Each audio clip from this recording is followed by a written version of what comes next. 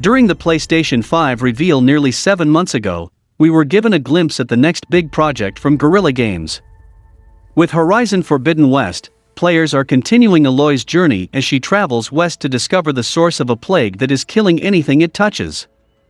The reveal trailer showed off new machines to fight, the ability to swim, varied ecosystems like deserts, beaches, forests, and more, while also bringing back characters like Silence. However, since that time, new details regarding Horizon Forbidden West have been hard to come by as the developer mainly flew under the radar. Small little nuggets of information arrived every now and then, such as revealing some of the new machines like the Tremortusk, but for the most part, fans were left to speculate. Thankfully, Guerrilla appears to finally be ready to talk about Aloy's next adventure, as a new state of play has been announced and is coming very soon.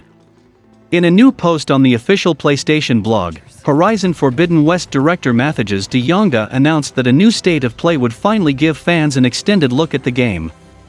Starting on Thursday, May 27th at 9 a.m. Pacific Time, a new 20-minute state of play would be featuring 14 minutes of gameplay captured on the PlayStation 5 console.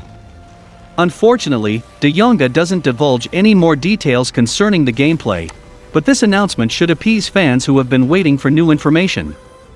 I am pretty sure that the extended gameplay demo will ultimately end with at least a release window or date for the game. While Guerrilla continues to be silent on a potential launch date, Sony's Jim Ryan did confirm earlier this year that Horizon Forbidden West is still planned for a 2021 launch. It stands to reason then that Forbidden West could be the PlayStation's big holiday exclusive, launching sometime during the big months of October or November. Regardless, PS5 fans should also expect the game to take advantage of the extra horsepower and features of Sony's next-gen console. Already, the studio has confirmed that the DualSense haptics will be able to let the player feel the grass as they walk through it, a feature that may sound similar to what Housemarque was able to do with the rain in Returnal. Naturally, the game will likely feature reduced loading times over its PS4 counterpart, as well as taking advantage of 3D audio, which seems to be a growing trend among all PS5 exclusives. And also the game-changing DualSense features, so it will be interesting to see what the PS5 can do and pushes both the gaming and its limits forward. And I am also guarantee you guys that it will be a benchmark for graphics until God of War come out.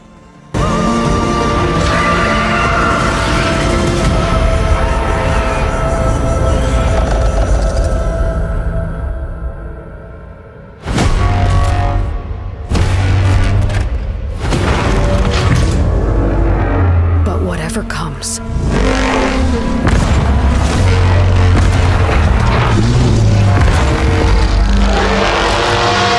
I will be ready.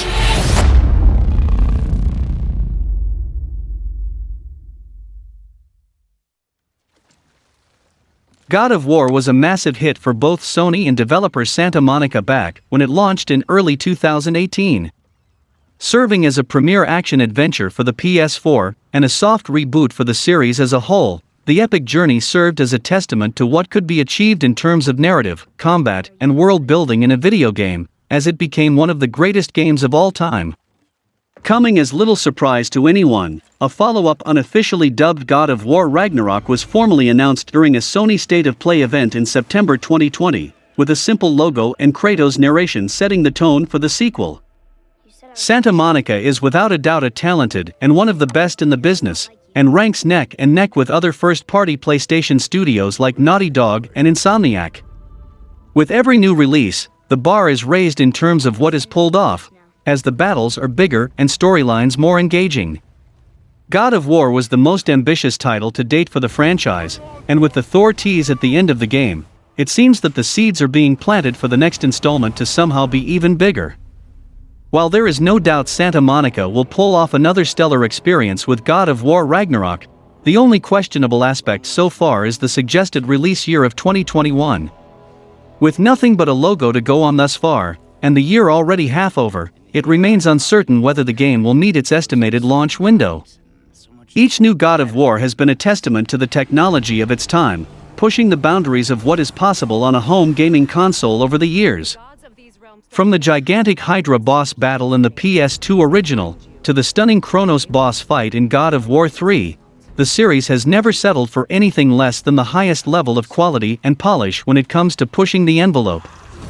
The 2018 title on PS4 took the concept even further, serving as one of the most massive worlds available on the system. The big, interconnected world took time to explore, and the game's deep RPG systems complemented the sensation new combat system, except for the boss fights. All of these enhancements and improvements are not easy to achieve, and can prove to be a very time-consuming and even stressful effort for a team even as large as Santa Monica's. In a behind-the-scenes documentary showing the lengthy, difficult production of the game called Raising Kratos, director Cory Barlog and others discuss how mentally taxing and physically exhausting it was to create a masterpiece and deliver the 2018 game to the public. From its earliest conceptions back in 2014, to the E3 reveal in 2016, up until its launch, the game was a huge leap and a whole inspiration for the gaming industry itself. Making games isn't easy, and with a sequel potentially being just as challenging to make as the original, it's logical to assume that God of War Ragnarok won't release in 2021 when all is said and done. The studio will obviously have a lot of the core designs and mechanics in place from the 2018 game, easing the process a bit, but there still remains work in other areas like improving the graphics and adding more moves to the combat. With God of War Ragnarok being first revealed barely 2.5 years after the original, many were immediately skeptical that the title would be ready so soon, especially with nothing more to show beyond a brief logo on the screen. Speaking of the reveal for God of War Ragnarok, that moment is already 8 months old, with no proper updates regarding the game's development aside from brief tweets from Cory Barlog. Of course, this is all assumption, and Sony could very well be planning a huge blowout event during the E3 2021 season, though Sony won't have an actual event at E3 itself. However, a fellow PlayStation 5 exclusive, Horizon Forbidden West, is also scheduled for a 2021 release, and is likely to finally be given the spotlight this summer. With so many games, Sony won't want them to step on each other's toes, and considering the extra year that Guerrilla has had to develop its own sequel compared to Santa Monica, there may be more substantial footage to show for it instead. Aside from this, there are other elements making the silence surrounding God of War Ragnarok that much more concerning. The jump to the PS5 is sure to have had some learning curves for the team to work around, getting a grip on the new hardware to see what can be done going forward.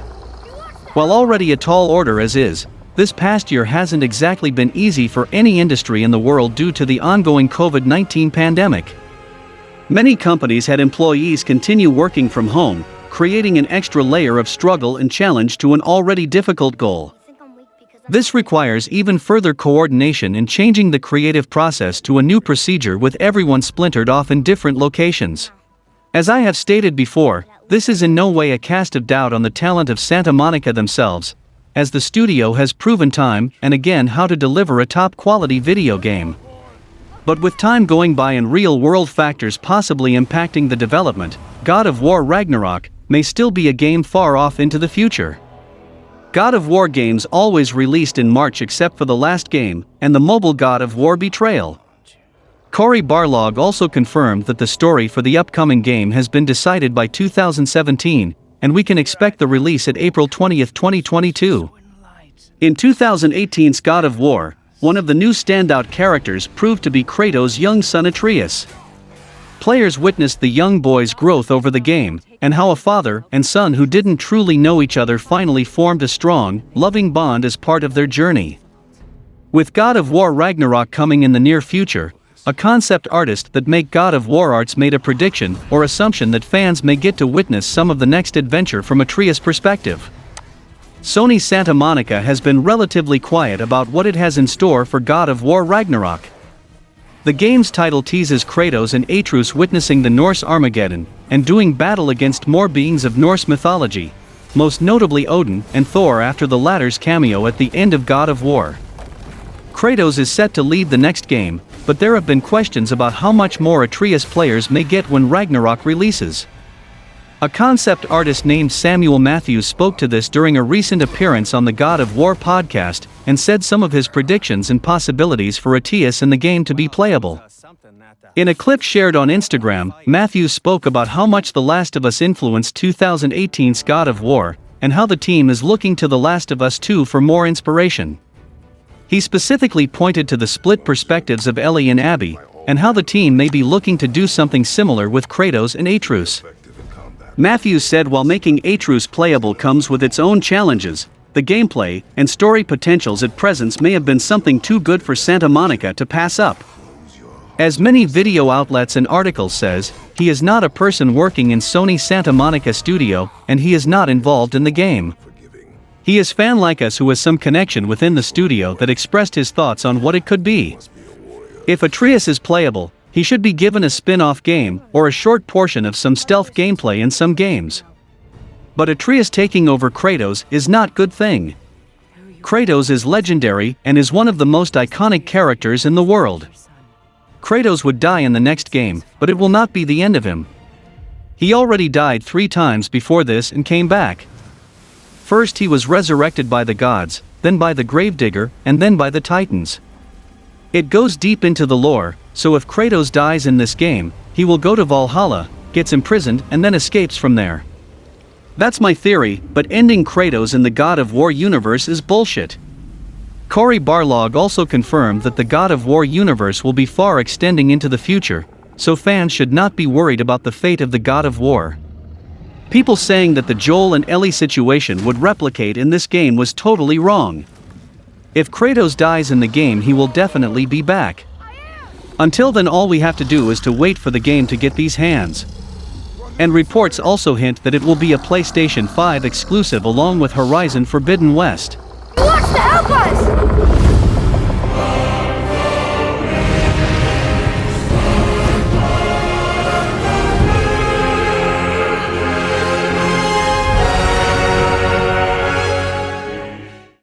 Moving forward, we some Ratchet and Clank news, as having a story centered on interdimensional travel and planet hopping. The game seems to be huge, but Ratchet and Clank Rift Apart's install size is shockingly small. Based on everything said about Ratchet and Clank Rift Apart thus far, the game is shaping up to be the biggest entry in the series.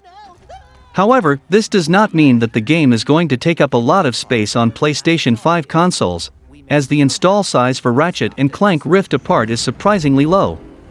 Previously, the file size for Ratchet and Clank Rift Apart was revealed to be 42.183 GB. Smaller than the PlayStation 5 exclusives Demon's Souls and Returnal, the size surprised fans, especially given the game's top-notch visuals. However, it seems like ray tracing and 60 frames per second have not led to an overly large install size, as gamers shouldn't have to make too much room on their consoles.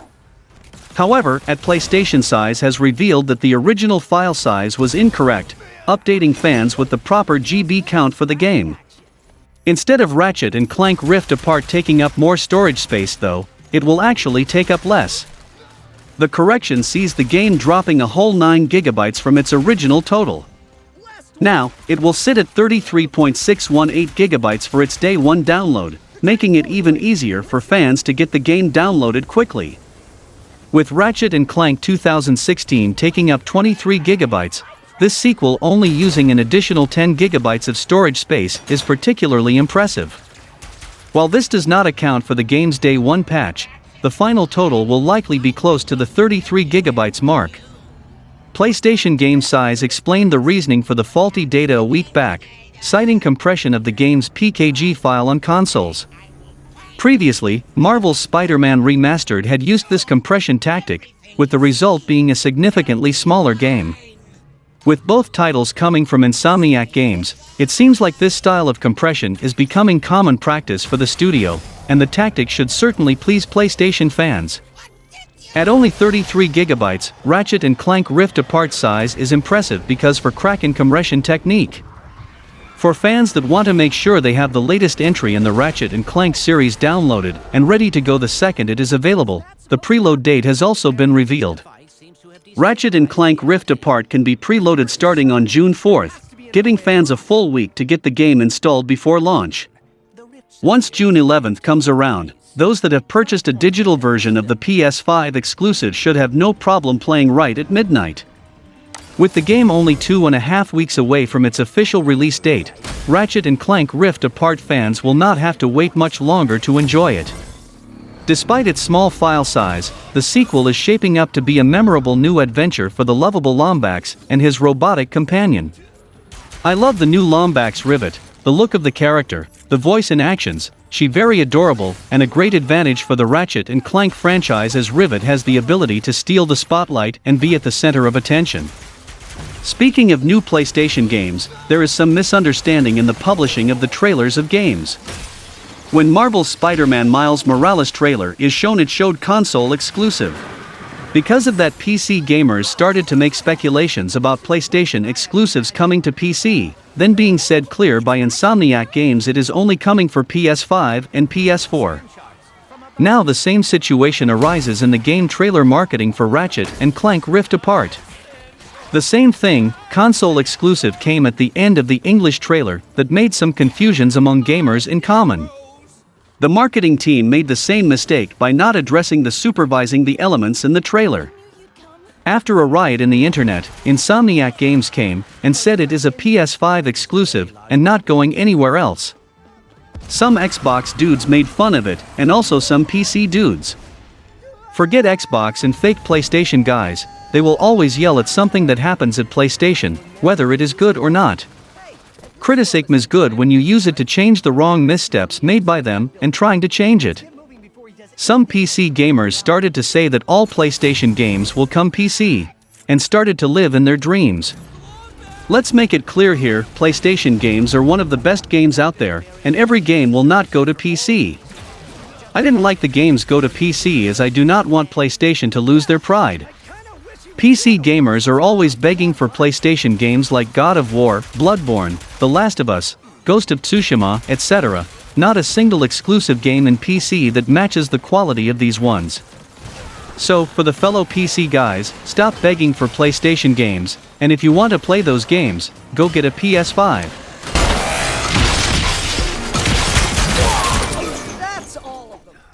On May 8, 2021, legendary Berserk manga creator Kentaro Miura passed away. In the days since the announcement of his passing, fans around the world have come together to show their love for Miura's work, namely his long-running dark fantasy manga Berserk. The impact of Berserk in dark fantasy media is undeniable, and has inspired countless creators including video game developers such as From Software and Capcom. Berserk started publication in 1989 in monthly Animal House magazine. Since its debut over 30 years ago, the series has gone on to sell over 50 million copies, while also influencing a generation of writers and creators with its bleak world and mature storytelling. One may not know it, but some of the most beloved video game franchises of the past 2 decades have been inspired by Miura's magnum opus, including some games that have been based directly off the manga. Here is a rundown of Berserk's impact on video games. While a little more on the nose than some titles we'll discuss later, one may not know that Berserk has inspired some video games of its own since its inception in 1989. The first of these video games is the 1999 Dreamcast title Sword of the Berserk, Guts Rage, known in Japan as Berserk Millennium Falcon Arc, Chapter of the Flower of Oblivion. The game is set during the manga's titular Millennium Falcon arc and falls somewhere between the 22nd and 23rd volumes, although its story is considered to be non-canon by fans. While not much about the game's story is noteworthy other than its placement in the story, Sword of the Berserk actually featured some art and character designs from Kentaro Miura. The game was also the first piece of Berserk media ever released in North America, predating the 1997 anime's first US home release, which would not come until 2003, and Dark Horse Comics' first release of the manga, which did not start until 2003. The game even featured a full English dub, with the localization coming from Eidos Interactive, the publisher best known for the Tomb Raider and Deus Ex series, now a part of Square Enix. The game was developed by Yukas, the developer known recently for its work on the WWE 2K series up until WWE 2K19. Following Sword of the Berserk, Guts Rage, in 2003 Yukas released a Japan-only sequel for the PlayStation 2 titled Berserk Millennium Empire Arc, Chapter of the Holy Demon War. Unlike its predecessor, this entry did not feature an original story set between chapters of the manga. Instead, Yuka's decided to adapt volumes 22 to 27 of the original manga, even bringing the original voice cast for the 1997 anime adaptation on board, which is noteworthy considering that the anime only covered the events of the Golden Age arc. Chapter of the Holy Demon War is noteworthy for building off of its predecessor by featuring larger maps and more fleshed-out combat than the 1999 game. As previously mentioned, this title was never released outside of Japan. The final and most recent Berserk game to ever be released was Koei Tecmo and Omega Force's Berserk and the Band of the Hawk, which came to PC, PlayStation 4, and PlayStation Vita in February 2017, with a PlayStation 3 version also releasing in Japan. Known as Berserk Muzu in Japan, this game is a crossover between Omega Force's Dynasty Warriors series and the Berserk manga, directly adapting the manga all the way up to the Falcon of the Millennium Empire arc, which at the time was the most recently completed arc in the manga. The game plays similarly to Omega Force and Koei Tecmo's One Piece, Pirate Warriors, or Attack on Titan games, cutting chunks of the story up into large-scale hack-and-slash missions. Some of the game's cutscenes are taken directly from the Berserk, the Golden Age arc film series. However, it is one of the only adaptations of the manga to continue past the Golden Age arc. While Berserk has had some noteworthy games of its own, Kentaro Miura's real legacy in the games industry shines in the works that have been directly inspired by Berserk. Let's start with the obvious one, From Software's Dark Souls series and, more directly, its 2015 PlayStation 4 exclusive Bloodborne. Director Hidetaka Miyazaki has been outspoken about his love of Miura's work for over a decade, and his love shines in the many Berserk references that can be found throughout From Software's games. Souls games are also inspired by the original PS3 exclusive Demon's Souls, and Kentaro Miura had a greater impact in the Souls games. Another video game director that has been outspoken regarding his love for Kentaro Miura's work is Hideaki Itsuno, director of multiple games in the Devil May Cry franchise, and the 2012 cult classic RPG Dragon's Dogma. Itsuno revealed in a GDC talk in 2019 that much of the inspiration for Devil May Cry 5's tone and style came from Berserk, but nowhere is Itsuno's love for Miura's manga more clear than in Dragon's Dogma, which even included armor sets based off Guts and Griffiths as part of a collaboration to promote the Golden Age arc film series. Finally, another creator that you may or may not know was inspired by Kentaro Miura's work is none other than Nier and Drakengard creator Yoko Taro. Like Miura, Taro is known for exploring dark, mature themes in his work, and he is often eager to point out where he gets his inspirations from. Taro has claimed in the past that Drakengard protagonist Kain was inspired by Guts. Fans have also noted that the recurring Drakengard and Nier weapon Broken Iron bears an uncanny resemblance to Guts' Dragon Slayer sword. The passing of Kentaro Miura was sudden and tragic, with the world losing one of its greatest creators of all time. While it may also be sad that Berserk will never truly reach its conclusion that Miura intended, fans can at least have hope that Miura's work has definitely left a legacy that will continue to inspire generations of creators in manga, animation, video games, and many other mediums. And that's all for the video, guys. Like and share the video for a greater audience. Comment your thoughts on the topics, and if you want to contribute for the growth of the channel, the link to my PayPal in the video's description and in the channel banner.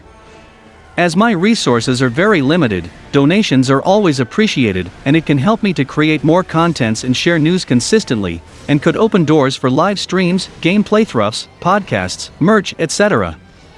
Thanks for watching the video, subscribe to the channel and click the bell icon, and until then from SMPV it's goodbye.